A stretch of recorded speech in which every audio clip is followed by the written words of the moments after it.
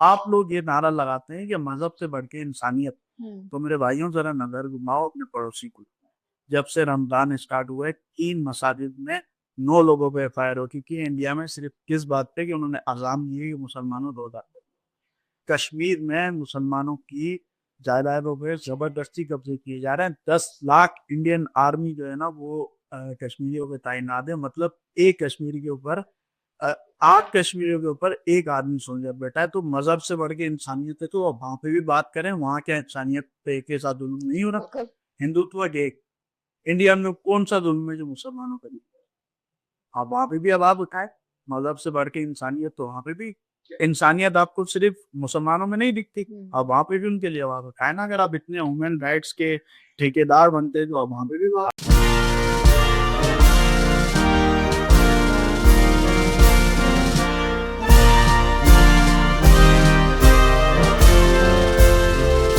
तो आपने गहरी बात की है, इसको समझना। इस पैटर्न को आप समझे ना, साउथ एशिया में इस्लाम को रिप्रेजेंट कौन सा मुल्क करता है? वो रिलीजियस आपके रिलीजन पर अटैक नहीं होता, वो बेसिकली आपके मुल्क को बदनाम करते हैं कि पाकिस्तान में लाकानूनियत है। इस चीज को वो हाईलाइट कर रहे होते हैं कि पाकिस्तान में कानून है ही नहीं, पाकिस्तान में माइनॉरिटीज महफूज नहीं है। बेसिकली अटैक आप यहाँ करना होता है कि पाकिस्तान में माइनॉरिटीज महफूज नहीं है। असल वरना उनको कोई फर्क नहीं पड़ता कौन मुसलमान हो रहा है कौन नहीं हो रहा, उन्होंने आपके मुल्क पे अटैक करना होता है। और क्यों बीबीसी उर्दू ने इसको कवर किया, क्यों वॉइस ऑफ अमेरिका ने कवर किया, क्यों ऐसे इंटरनेशनल जगह से कवर किया जिनका डोमेन ही नहीं है? एक नेगेटिव इमेज पोर्ट्रे की जाती है। एक नेगेटिव इमेज पोर्ट्रे किया जाता है। उसकी वजह सिर्फ ये होती है कि अल्टीमेटली साउथ एशिया, जो साउथ एशियन रीजन है, उसमें Pakistan is the only Muslim country जो पूरे पूरे इस साउथ एशियन रीजन में इस्लाम को रिप्रेजेंट करता है। ठीक है, यहाँ से लोग, बहुत सारे ममालिक के लोग यहाँ पर पढ़ने के लिए आते हैं, इस्लाम को पढ़ने के लिए आते हैं। ठीक है, और उसमें बहुत सारी मिसालें हैं। आपको नाइजीरियन, साउथ अफ्रीकन, आपको इंडोनेशियन, आपको चाइनीज, आपको जापानीज पाकिस्तान में पढ़ते हुए मिलेंगे। अच्छा, अगर मैंने मैंने ना एक बड़ी इंटरेस्टिंग चीज़ इसमें जितना मैं इसके अंदर इन्वॉल्व हूँ, मेरी कोशिश ये थी कि मैं इस पर एक डॉक्यूमेंट्री बनाऊँ। तो इसलिए मैं हमदान से और हमारे कुछ दोस्त हैं उनसे मैं कनेक्टेड हुआ। ये इंटरनेशनल तो एक है जो है, आप हैरानगी होगी आपको पाकिस्तान के अंदर बैठ के मुसलमान मुस्लिम जिस तरह से इसको डिस्करेज कर रहे हैं, इस पूरी प्रैक्टिस को कि आप विलिंगली इस्लाम कबूल कर रहे हैं, इसको अंडरमाइन करने के लिए मुसलमान जितने फोर फ्रंट पे, आप हैरान हो जाएंगे। पूरा एक सिस्टम आपके मुंह के सामने आ जाता है। मसलन एक बंदा अगर इस्लाम कबूल करना चाह रहा है आज इंटीरियर में, वो कोई खातून है, कोई मर्द है, कोई भी है, वो अगर इस्लाम कबूल करने जाता है तो सबसे पहले एक लॉबी एकदम से वो फेस करेगा। वो लॉबी कहीं बाहर की नहीं होगी, सबसे पहले आपकी मुस्लिम पाकिस्तानी लॉबी होगी। सही है, वो ब्यूरोक्रेसी की तरफ से हो, चाहे वो लोकल पुलिस हो, चाहे वो लोकल इंतजामिया हो, वो सब भाई इनके गले पकड़ लेंगे। वो गला ये पकड़ के बोलेंगे कि भाई नहीं नहीं, या तो तुम्हारे पास जबरदस्ती हो रही है या तुम वापस चले जाओ क्या। क्योंकि वो बेसिकली ना, देखिए एक एक चीज है कि आपकी जो जो पूरा परसेप्शन है इसको मोनेटाइज किया गया है। मैं वही बात कर रहा हूँ ना कि आप एक्सपेरिमेंट करके देख ले, कोई ऐसा पोस्ट फेसबुक पे, ट्विटर पे, यूट्यूब पे आपको ऐसी वीडियो डालें जो कि एंटी पाकिस्तान हो। सही है, जिसपे आप रेंट करें, कुछ इसकी खराबियां हैं, खराबियों के ऊपर लेकिन बढ़ चढ़ के आप बात करें, ठीक है, आपको वो व्यूवरशिप मिलेगी जो कि आपको इसकी पॉजिटिव बातों पे और इस तरह की बातों पे नहीं मिलेगी। अनफॉर्चुनेटली जो लोकल इंतजामिया है वो भी इस इकोसिस्टम में आ जाता है। तो ये इसका रूट कॉज क्या है, वो ऑब्वियसली मैं उसको खुद भी कोशिश कर रहा हूँ स्टडी करना, मुझे नहीं मालूम। आप लोग माशाल्लाह इस फील्ड में शायद आप लोग बेहतर बता सकते हैं, ये इस प्रोसेस से गुजरे हैं, ये बता सकते हैं कि ऐसी कौन सी लॉबी है जो इनको पकड़ के उल्टा जदोकोब करते हैं कि भाई क्यों तुम इस्लाम तो देखें ये आप बताएं। जो फारूक भाई ने जिक्र किया। देखें, एक लड़का जब अपने घर से निकलता है, यहाँ कोई बेटी निकलती है, इधर जाके कन्वर्ट होती है, तो जो पेरेंट्स ये कहते हैं कि भाई हमारा बच्चा जबरदस्ती मुसलमान हुआ, भाई वो उनका एक फितरी है। देखिए, बुराई हर मुआशरे में होती है। मुसलमान लड़कियां भी घर से निकल के बिल्कुल ऐसे करती हैं, ठीक है, तो इसको आप एक माशरती बुराई कह सकते हैं। तो मौशरती बुराई नहीं, इस्लाम में भी, और कानून आपको इस चीज की इजाजत देता है। लेकिन बदकिस्मती से जो कहलवाने वाले मुसलमान, जो कहते हैं खुद को मुसलमान है, आजाद ख्याल, उन भाइयों से मैं रिक्वेस्ट करूंगा कि भाई तुम नारा लगाती हो मजहब से रह के इंसान है, हमें तो इंसान बनाने वाला मजहब, हम तो ये कहते हैं। सही दो बात। दिन पहले आया कि इंटरनेशनल वुमेन डे सेलिब्रेट हुआ है, तो हमें बताने वाला कौन है? माँ के पैरों तले जन्नत है हमारा मजहब, बहनों के क्या हकूक है बताने वाला हमारा मजहब है। यही बच्चियां थी जो जिंदा दरबोर करती थी, तो तब सिखाने वाला हमारा मजहब है, इंसान बनाने वाला मजहब है। लेकिन आप लोग ये नारा लगाते हैं कि मजहब से बढ़ के इंसानियत। तो मेरे भाइयों जरा नजर घुमाओ अपने पड़ोसी को। जब से रमजान स्टार्ट हुआ है 3 मसाजिद में 9 लोगों पे एफआईआर हो चुकी है इंडिया में, सिर्फ किस बात पे? कि उन्होंने अजान दिए कि मुसलमानों रोजा। कश्मीर में मुसलमानों की जायदादों पे जबरदस्ती कब्जे किए जा रहे हैं। 10 लाख इंडियन आर्मी जो है ना वो कश्मीरियों पे तैनात है। मतलब एक कश्मीरी के ऊपर 8 कश्मीरियों के ऊपर एक आदमी सोल्जर बैठा है। तो मजहब से बढ़ के इंसानियत है, तो अब वहां पे भी बात करें, वहां क्या इंसानियत पे के साथ जुल्म नहीं हो रहा? हिंदुत्व के इंडिया में कौन सा जुल्म है जो मुसलमानों पर नहीं? आप वहां पे भी आवाज उठाए, मजहब से बढ़ के इंसानियत, तो वहां पे भी इंसानियत आपको सिर्फ मुसलमानों में नहीं दिखती, अब वहां पे भी उनके लिए आवाज उठाए ना। अगर आप इतने ह्यूमन राइट्स के ठेकेदार बनते तो आप वहां पे भी बात करें। आप यकीन करें, मैंने बहुत सारे ह्यूमैनिटेरियन जो कैंपेन्स हैं ना वो चलाई भी हैं और मैंने देखी भी हैं। मैंने इंटरनेशनल कैंपेन्स कवर किए हैं। जो जिस तरह इन्होंने कहा ना वरदान है कि हमारे चीज़ों को पोर्ट्रे गलत किया जाता है। आप यकीन कीजिए, आप जब किसी इंटरनेशनल जो पढ़े लिखे लोग हैं, आप किसी उस कॉन्फ्रेंस के अंदर या उस कैंपेन में अगर आप शामिल होंगे ना, उसमें आप देखेंगे कि वहाँ पर ये एक्सट्रीमिज्म नहीं है जो हमारे यहाँ पर मुसलमान खुद पोर्ट्रे कर रहे होते हैं। और मैंने खुद देखें, इन्होंने एक बड़ी मजे की बात की। इन्होंने कहा कि ये फितरत है कि माँ बाप कहेंगे यार हमारा बेटा तो ऐसा था ही नहीं, उसको जबरदस्ती पकड़ के कुछ किया है, जादू कर दिया। एक माँ जब अपने बेटे की शादी कर लेती है ना तो बोलती बहू ने जादू कर दिया। सही है, बहुएं होती है ना ऐसी, तो वो कहते हैं जादू कर दिया। ठीक है, तो अरे मजाक की बात अरे मतलब मैं मजाक कर रहा हूँ। ठीक है, तो हाँ इशारा गलत हो गया। असल में ये चीजें होती हैं नॉर्मली। आप देखें किसी भी आप उसको उठा के देखें, एक माँ अपने बेटे से मिलने के लिए जेल जाएगी, बोलेगी नहीं मेरे बेटे ने नहीं किया, हालांकि वो जेल में होगा, उसके ऊपर वो साबित हो चुका होगा कि ये कातिल है या कोई उसने जुर्म किया। नहीं नहीं मेरा बेटा ऐसा हो ही नहीं सकता, ये फितरत है। लेकिन उसके साथ साथ जो और लोग हैं, खासतौर पर मुस्लिम्स, उनको वेरिफिकेशन करनी चाहिए। फात भाई आप डिजिटल क्रिएटर हैं, आप इंडिपेंडेंट फिल्म मेकर हैं, आपने क्या देखा कि क्यों ये चीजें सेलेबल हैं और क्यों ये चीजें इतनी ज्यादा खतरनाक तरीके से पोर्ट्रे की जाती है? पर्सनली देखिए ख्याल ये है कि इसमें आप कोई भी प्रोडक्ट बेचते हैं ना मार्केट में, तो आपको एनालाइज करना पड़ता है, अंदाज़ा लगाना पड़ता है कि उसके खरीदार कौन है। ठीक है, अनफॉर्चुनेटली इस तरह का जो कंटेंट है ना, जिसमें इस्लाम को ज़रा सा नहीं काफ़ी हद तक बारबैरिक दिखाना, सही है ना, बड़ा ही ख़तरनाक मज़हब है, जो कुछ बना है ज़बरदस्ती बना है, पाकिस्तान को गंदा करना। ठीक है, ये जो इसकी जो ऑडियंस है ना वो आज़म भाई बहुत बड़ी है। मसलन आप एज अ फिल्म स्टूडेंट मैंने काफ़ी इस चीज़ पे रिसर्च की है कि पिछले 14-15 सालों में ऐसा क्या हुआ है कि बॉलीवुड में एक के बाद एक हिस्ट्री पे लेके, एंशिएंट एपिक हिस्ट्री पे लेके, एंशिएंट हिस्ट्री पर एक 14-15 साल का आप निकाल लें डाटा। ठीक है, ऐसा क्या मतलब हो गया है वहाँ पर, इतनी क्या उनको वो आ गई है कि हर फिल्म ऑलमोस्ट उनके किसी न किसी बड़े जो उनके रिस्पेक्टेड पर्सनालिटीज थी, उनके किंग्स थे, उनके मोनार्क्स थे, उनके ऊपर उन्होंने फिल्में बनाई हैं। और बनाई सिर्फ ऑब्जेक्टिवली नहीं है, बनाई इस अंदाज में है कि जो उनके जो ओपोनेंट थे, यानी जो मुसलमान थे, वो इंतहाई एक नंबर के जानवर टाइप, गलीज टाइप लोग थे। ये 14 और संजय लीला भंसाली की आप सारी फिल्में उठा लें, आप सारी निकाल लें। आप अच्छा, मुझे इतना उनके डायरेक्टर्स का पता नहीं, लेकिन मैं इतना बताऊं आपको कि 40-50 साल पहले थोड़ी इनकी फिल्म हिस्ट्री की फिल्म के ऊपर जो फिल्म की हिस्ट्री है उसके ऊपर आप तहकीक करें। जो उनकी पुरानी फिल्में बनती थी उनमें ये मुगलों को अच्छा दिखाते थे। उनमें ये जो प्री पार्टीशन जो या उसका था ना वो अच्छा दिखाते थे, मतलब रीजनेबल था। और मुसलमानों का जो पोर्ट्रेयल था वो अच्छा था, ये नहीं था कि आंखों में इतने बड़े बड़े सुरमे लगा के और ताबीज बना के वो जो अजीब किस्म का, ठीक है ना, और ऊपर से तलवार लेके वो यूं निकले हुए। तो इनका ये 14-15 सालों में हुआ ये है कि एक तो ग्लोबल इकोसिस्टम आपके जो है ना, ये जो मीडिया का है, ये आपके इस्लाम के बड़े खिलाफ किया है इंटरनेशनली। ठीक है, हो सकता है इसमें कई गलतियां मुसलमानों की भी हों और कई बनाई भी हैं, उसको कैश किया है इंडिया ने बहुत जबरदस्त किस्म की। आपने बोल आपने बड़ी मतलब ऐसी गहरी बात की है ना। अब देखिए उससे हो क्या रहा है, उसका इम्पैक्ट क्या है। हम कौन सी मूवीज के व्यूअर्स हैं, हमारे अपनी मूवीज तो बनती नहीं है। हम कौन सी, हमारे बच्चों के जहन में या हमारे नौजवानों के जहन में जो जो चीजें हैं वो क्या है। मतलब आज हम हिस्ट्री उठाते हैं, हम बोलते हैं यार कि फलाना बंदा जो है ना वो बड़ा खतरनाक था, वो तो अय्याश था।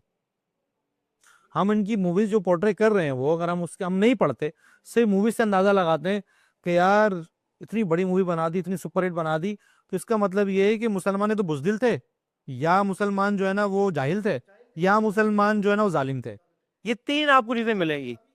आगे जिसको आप बता रहे हैं ना, जिसको वो बेसिकली एक बहुत बड़ी ऑडियंस बैठी है, वो इसका आपको अच्छा खासा पैसा दे रही है, ठीक है। अब फॉर एग्जांपल ये हमदान का जो वाकया है, अब इस पे कोई बंदा कल को फिल्म बनाए, सही है, तो नहीं आएंगे लोग देखने। लोगों का दिमाग का जो प्रोग्रामिंग है ना वो एंटी इस्लाम पे इस हद तक आगे चला गया है कि वो इंजॉय करते हैं, उनको मजा आता है यार कि अगर अगर इस्लाम की कोई बेहतरी है तो वो जबरदस्ती हुई है, और अगर कोई नाकामी हुई है तो वो तो हमारी अपनी स्मार्टनेस की वजह से हमने इस्लाम को वो किया है। ये एक इंटरनेशनल है और इसके इफेक्ट ज़ाहिर है आज़म ने बड़ी खूबसूरत तरीके, क्योंकि हमारा लोकली हम एक तरह से एक डोमिनेशन कल्चर डोमिनेशन में रहे हैं इंडिया की, तो वो इन्फ्लुएंस करता है वहाँ पर। वो अच्छा खासा उनके कार्टून्स में बड़ी चीज़ें आती हैं, मैंने सुना है वो अजीब व गरीब किस्म की जो उनकी तालीमात है वो कार्टून्स के ज़रिए आपके बच्चों को प्रोग्राम कर रहे हैं।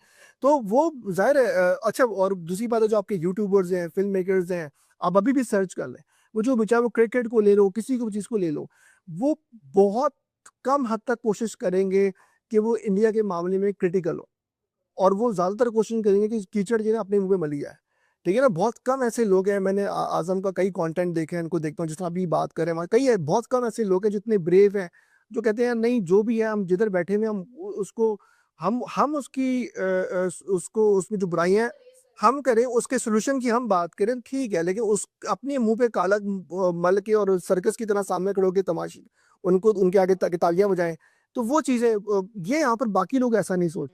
बिल्कुल ऐसे जिस तरीके से आप फ़िल्म मेकिंग करते हैं। और हमदान, मेरा एक और सवाल इसी से कनेक्टेड है कि एक और इंटरनेशनल इदारा था जिन्होंने एक इस तरीके की न्यूज़ वायरल की थी, स्टोरी बनाई थी कि हिंदुस्तानी जो बेटियां हैं उनको ज़बरदस्ती किडनैप करके उनका मज़हब तब्दील किया जा रहा है। तो इस पूरे सिनेरियो में आप क्या कहना चाहेंगे कि वाक़ई वो भी सच था या वो भी एक स्टोरी बना के एक गलत तरीके से पोर्ट्रे किया गया? मैडम कोई भी लड़की जब कन्वर्ट होती है ना, आप इन पास चली जाए, कोई भी लड़की कन्वर्ट हुई है, आप रीना रवीना को उठा लें, आप विंकल को उठा लें, आप नूर खातमा को उठा लें, आप रवैता को उठा लें, ये जो वो केस बता रहा हूँ जिसमें बीबीसी ने, वॉइस ऑफ अमेरिका ने, हिंदुस्तान टाइम्स ने बड़े बड़े आर्टिकल लिखे हैं। ओके। इन केसेस को आप उठा लें। इन केसेस के लिए जब ये कन्वर्ट हुई तो शुरू में यही हमारी इंटरनेशनल मीडिया ने और एनजीओ में उछाला कि भाई जबरदस्ती कन्वर्ट हुए, जुल्म हो गया। लेकिन यही बच्चियां जब कोर्ट में 164 हुआ इनका, जब इन बच्चियों ने कहा कि भाई हम लोग अपनी मर्जी से मुसलमान हुई हैं, 8 वो बच्चियां अपने घरों में खुश बैठी हैं, तो वो लोग कहाँ चले गए जिन्होंने ये वावेला किया था कि फोर्स कन्वर्जन है। उन्होंने तो जो वावेला फैला दिया, वो आज तक उनको लोग जो है ना वो फोर्स कन्वर्जन समझ रहे हैं, हालांकि वो बच्चियां अपने घरों। अब देखिए ना, एक हिंदुस्तानी लड़की अगर किसी मुस्लिम लड़के से शादी करती है तो वो लव मैरिज होती है, लेकिन अगर एक हिंदू लड़का इस्लाम कबूल करता है तो वो फोर्स कन्वर्जन होता है। ये हिपोक्रेसी नहीं है तो और क्या है? सिर्फ मुसलमान नहीं, आप डेटा उठाएं, लोग ईसाई हो रहे हैं, ठीक है। जितने लोग आप नीपू खास डिवीजन को उठाने, और इतने लोग मुसलमान नहीं हो रहे, क्रिश्चियन हो रहे हैं, बड़ी बड़ी मशीनरीज काम करती है, इतने लोग मुसलमान नहीं हो रहे जितने कादियानी हो रहे हैं। आज तक किसी जो है ना वो एनजीओस का या किसी नुमाइंदे का ये क्या नहीं आया कि ये एक इंटरव्यू नहीं है। ईसाई हो रहे हैं, लोग जबरदस्ती कोई रिकॉर्ड नहीं है ना इनका? नहीं, रिकॉर्ड है लेकिन पब्लिकली नहीं है। एग्जैक्टली, पब्लिकली नहीं है। लोगों की उनको फिक्र ही नहीं है, लोग ईसाई। लेकिन अगर मुसलमान अगर अगर आप इस्लाम में फिर आप देखें क्या होगा। ऐसा ही है। आग लग जाएगी यार। अच्छा, इसके पीछे शेख साहब, इसके पीछे आपने तो खैर आप नॉन मुस्लिम है ना, तो आपको बड़ा पता होगा इसके बैकग्राउंड का। आखिर क्या चीजें इस चीज को इफेक्ट करती हैं कि जैसे ही कोई मुसलमान कोई शख्स कोई काम करता है, तो अगर हम हिस्ट्री पे जाएंगे तो बहुत आगे बात निकल जाएगी, लेकिन मैं उसको बताऊंगा थोड़ा सा मैं ओवरव्यू पे आप मुझे बताएं कि आखिर क्या चीज़ इसी इफेक्ट करती है जिसकी वजह से ये प्रोपेगेंडा होता है मुसलमानों के खिलाफ? आखिर क्यों होता है? क्या चीज़ें फीड की जाती हैं हमारे जहनों में, खास तौर पर गैर मुस्लिम्स के जहनों में? क्या चीज़ें फीड की जाती हैं? देखिए मैं एक बात बताऊं, अगर जो रिलीजियस चलते हैं ना, वो किताब अल्हम्दुलिल्लाह के माइनॉरिटीज़ के जितने राइट्स मुझे इस्लाम में सिखाए हैं वो मेरे उस मतलब मैंने ही सिखाए थे। मेरा इस्लाम मुझे ये चीज़ सिखाता है कि आप किसी गैर मुस्लिम के साथ बैठ के खाओगे तो आपको सवाब है, आप उसका मचा हुआ खाना खाओगे तो आपसे सवाब है। ये मुझे मेरा इस्लाम दर्ज देता है। मेरा इस्लाम मुझे दर्ज देता है कि आप पेरेंट्स की जितनी पहले कीमत करते थे अब उससे ज़्यादा कर। मैं कन्वर्ट हुआ तो इसका मतलब ये नहीं हुआ कि मेरी मौबिला है उनकी इज्जत खत्म हो गई, मैं उनकी डबल इज्जत करूँ। लेकिन हमारा मुआशरा ऐसा है जो है ना, कन्वर्जन के बाद पता नहीं क्या हो जाता है, वो समझते कि पता नहीं इतने कितना बड़ा जुर्म करके इस मुआशरा मुझे फैमिली से मिलने नहीं देता, ना फैमिली मुझे ऑन करती है। 2015 के बाद मुझसे किसी ने रहा नहीं किया। सर्वाइव करना कितना मुश्किल होता है एक बच्चे के लिए? सर तो अभी तक आपका कोई कांटेक्ट आपकी फैमिली से? नहीं, मैं बीच में एक दो दफ़ा कोर्ट वगैरह में मुलाकात हुई थी, और उसके अलावा ना घर जाने की मुझे परमिशन है, और ना कोई हमारा समाजी ताल्लुकात है कि मैं जिससे खुशी कदमी खुशी में जाते हूँ, बिल्कुल करता हूँ। और दूसरी ये कि सिर्फ हमें ये परेशानियाँ नहीं होती कि हम समाजी तौर पर खतरा हो चुका है। जनाब मैं अपनी बात बता रहा हूँ, मैं कन्वर्ट हुआ, मुझे अपने एजुकेशन डॉक्यूमेंट्स में नाम चेंज करा, मैं 1.5 साल परेशान हुआ, और मेरी तो चले अप्रोच थी कुछ इदारों के साथ लेकर कुछ इदारों के साथ लेकर कुछ ये जो हमारे बोर्ड के कंट्रोलर थे, अल्लाह पाक उनको मजीद तरक्की दे, कुछ उन्हें सपोर्ट की, कुछ हमारे मिनिस्टर साहब थे तब मौजूदा।